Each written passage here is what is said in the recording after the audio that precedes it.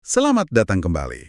Hari ini kita akan menyelami sebuah isu penting nih yang menyangkut masa depan kita semua, yaitu soal tingkat literasi anak-anak di Indonesia. Betul sekali. Topik yang sangat krusial. Kita kan sering dengar ya ungkapan membaca itu jendela dunia. Tapi data-data yang ada menunjukkan jendela ini kayaknya belum sepenuhnya terbuka buat banyak anak kita. Iya, sayangnya begitu. Nah, kita akan coba bedah bareng ya. Lihat gambarannya seperti apa, faktornya apa aja, dan kenapa sih ini penting banget untuk kita pahami bersama? Mari kita mulai pembahasannya. Oke, siap. Anda mungkin pernah lihat ya di internet itu video-video pendek yang nunjukin anak-anak kesulitan jawab pertanyaan dasar. Atau mungkin ngitung sederhana gitu. Oh iya, sering itu. Kadang kelihatan lucu ya. Nah iya, mungkin sebagian orang anggap lucu, tapi sebenarnya ini bisa jadi cerminan dari tantangan literasi yang lebih luas lagi ya kan? Betul sekali. Fenomena itu, walau mungkin kelihatan sepele atau anekdotal, bisa jadi cerminan data yang lebih besar dan sistematis. Ironisnya nih kalau kita lihat, komitmen pemerintah kan kelihatan ya dari anggaran pendidikan yang naik terus. Katanya mau sampai 724 triliun rupiah di 2025. Angka yang besar sekali itu. Ada juga program kayak Kartu Indonesia Pinter dan lain-lain. Tapi, nah ini dia, kenyataannya rata-rata lama sekolah warga kita, bahkan di DKI Jakarta yang paling maju aja, masih di bawah target wajib belajar 12 tahun. Cuma 11,45 tahun. Jadi belum sampai lulus SMA rata-ratanya ya. Padahal sudah di ibu kota.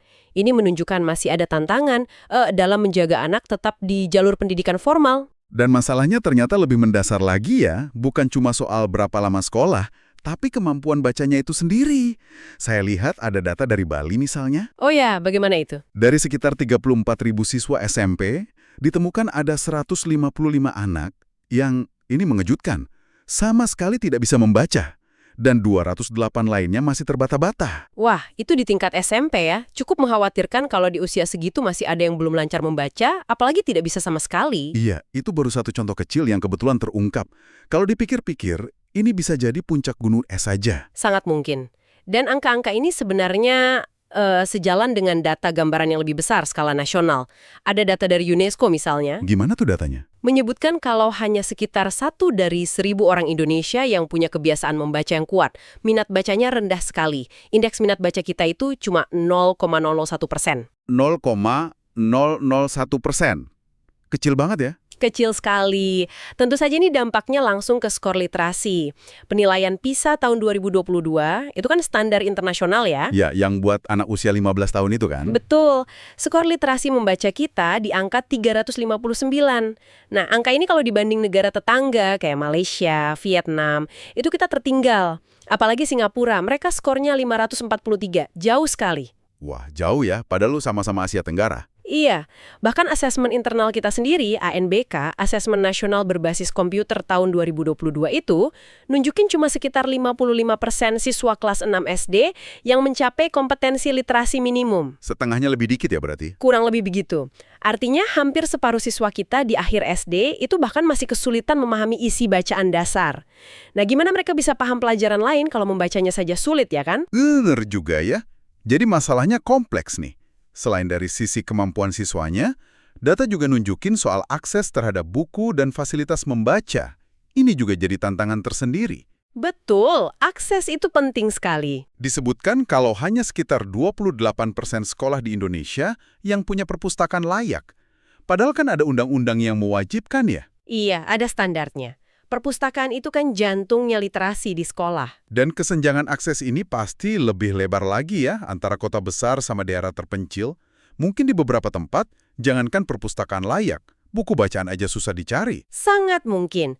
Secara nasional, data menunjukkan jumlah perpustakaan kita itu baru sekitar 43,61% dari standar yang dibutuhkan per tahun 2023. Jadi masih kurang separuh lebih ya. Soal koleksi bukunya, koleksinya pun baru mencapai sekitar 32% dari standar ideal. Waduh, jadi perpustakaannya kurang, isinya juga kurang ya. Lengkap sudah tantangannya. Iya, ini jelas jadi hambatan besar untuk menumbuhkan budaya baca di lingkungan sekolah. Terus, selain akses, gimana dengan peran pendidik? Guru-guru gitu, ada disinggung juga? Ada. Peran pendidik itu juga krusial banget. Ada indikasi kalau mungkin banyak guru, termasuk guru bahasa Indonesia sendiri, belum sepenuhnya menerapkan metode yang efektif. Efektif dalam hal apa nih? Ya, efektif untuk menumbuhkan minat baca itu sendiri dan juga mendorong anak berpikir kritis dari apa yang mereka baca.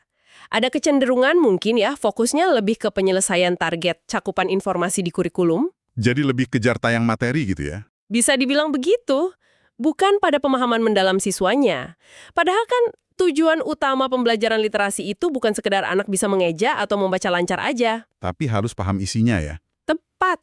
Harus benar-benar paham apa yang dibaca, bisa nuturin lagi, bisa ngaitin dengan pengetahuan lain, dan ini harus dipastikan berbasis data, lihat kemajuan tiap anak, bukan cuma asumsi guru aja. Oke, jadi asesmennya juga penting ya? Penting sekali.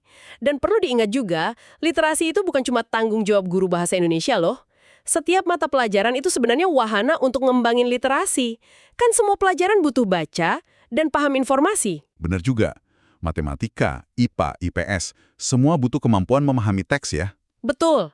Terakhir, ada juga soal dukungan keluarga. Ini disebut pengaruhnya lumayan besar juga. Oh ya? Seberapa besar? Disebutkan berpotensi nambah skor literasi anak 33-39 poin. Itu kan lumayan signifikan. Wow, lumayan ya.